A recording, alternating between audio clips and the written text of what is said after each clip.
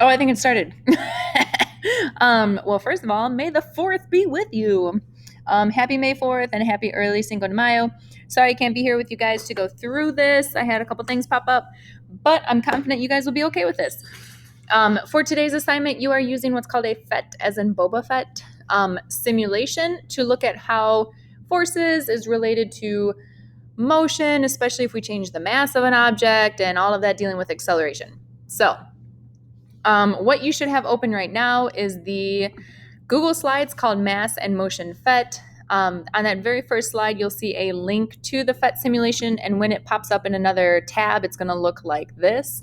Notice there are 4 different things that you possibly could click on. You're going to want to pay very close attention to directions to know which one you should be working with. Before we get started on all of that, a couple of reminders, vocabulary that you'll want to really know the definitions of because you're going to want to include these words in your answers. Start with mass. When we talk about the mass of an object, we're talking about the amount of stuff or atoms inside of an object. So an object that has heavier mass is going to have more atoms. They're going to feel heavier. Objects that have less mass are going to feel lighter because they're not made up of that many atoms. When we talk about forces, we're going to be talking about pushes or pulls on an object. In today's work, you're going to especially pay close attention to the force of friction. So just be careful about that. The next word is velocity. This is the speed of an object in a particular direction. So how much distance can we cover in a certain amount of time in a certain direction? And then we get to acceleration. So remember, if we are going a certain speed, but then that changes, we speed up or we slow down, then we say that we have experienced acceleration. In particular, the word acceleration means that we're speeding up. Deceleration would mean that we're slowing down. The other change that can happen is we're going a certain velocity, meaning we're going a certain speed in a certain direction, and then we change directions. Think about in a car, you are driving and then you turn to the right, you turn towards the left. Any change in direction also results in acceleration. The last word that you'll want to really know about is called inertia. We've gone through this a little bit previously. Remember, inertia is an object's resistance to changes in motion.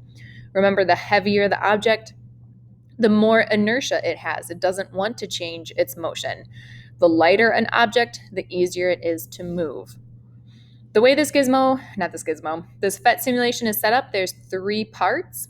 The first part, we're going to be answering the question, how does the mass of an object affect the acceleration of that object?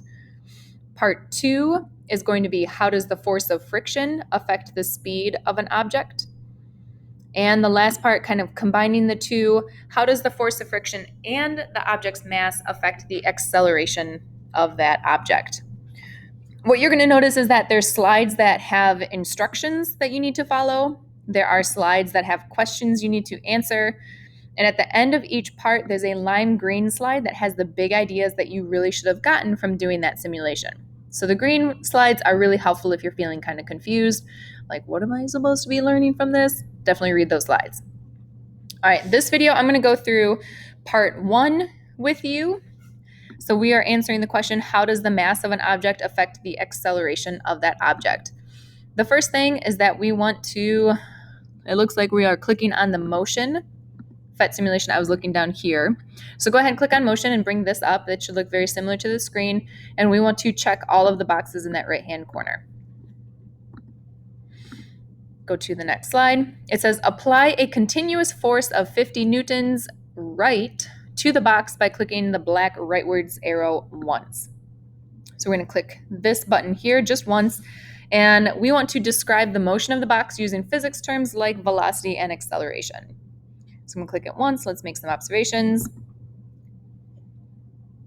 Notice the speedometer is starting to increase, which means our speed is getting faster and faster. This is a continuous force, which means this person is continuously applying 50 newtons of force. Eventually, this is going to go until we reach what's called maximum speed, which is this line right here on our speedometer. I'm not going to give you the answers to these questions. I'm just helping you run the simulation so you know how to set it up. Wait for it. And maximum speed. Notice that the force guy, the applied force has dropped off. Notice what's happening to the speed, the motion of the object. Why is that happening? Think about Newton's first law. So again, the question you're answering in slide 5, based on what we just saw in the simulation, what's happening to the motion of the box? Use physics terms like velocity and acceleration. Make sure to reference the speedometer. All right, we go to slide 6 when you're done with that one. This time it says apply a one-time force by clicking and dragging the slider to the right and then letting go. This time we're going to be comparing how does a continuous force differ from when a one-time force was applied. Keep in mind the motion of the object and the speedometer observations that we made. This time I'm just going to very quickly go bloop. That was my one-time force, a good old quick shove, and then that was it. So again, what's happening to the motion of the object? What's happening to the speed? How does that compare to the continuous force we did before? When you're ready, go on to slide 7. This one says reset the simulation, but make sure that everything is clicked there, so that's good. It says remove the box and place the garbage can on top of the skateboard. So your simulation should look something like that. In slide 8, it says use your phone or ask a friend to measure the time it takes to reach maximum speed using a force of 50 newtons. We want to make this a continuous force. So what you need to do is click this black arrow that goes to the right, click it once. As soon as you click it, set your timer and start timing how long it takes for this speedometer to go all the way to maximum speed. Once it reaches maximum speed, stop. Stop timing, and then record that time in the table there. Then reset, set it all up, make sure you have the garbage can, and then apply 100 newtons of force. As soon as you hit 100 newtons of force, hit start, time it all the way until it reaches maximum speed, then stop, record it, and then rinse and repeat for 200 newtons. The question that you're going to be answering is what happens to objects that experience larger forces? Yeah, I'm just going to leave that. I don't want to give away any answers. What happens to objects that experience larger forces? Okay, once you're done there, we'll go to slide 9. Slide 9 says experiment with changing the masses on top of the skateboard. So when we increase the mass, but we keep the force the same, the rate of acceleration does what? Does it increase? Does it decrease? Does it stay the same? So we can increase the mass by adding objects like we can do 2 of these guys, but let's say we only do 50 newtons again, and we just make some observations. What's happening to the speedometer? What's happening to the motion of the skateboard? Let's increase the mass even more. Let's apply 50 newtons again. Let's make some comparisons of that motion. I forgot that we need to check all these boxes. Right, so you can mess around with it.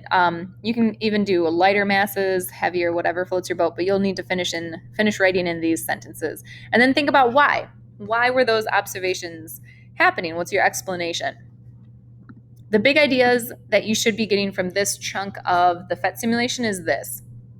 An object that experiences a larger force will accelerate to a maximum speed faster than if it experiences a small force.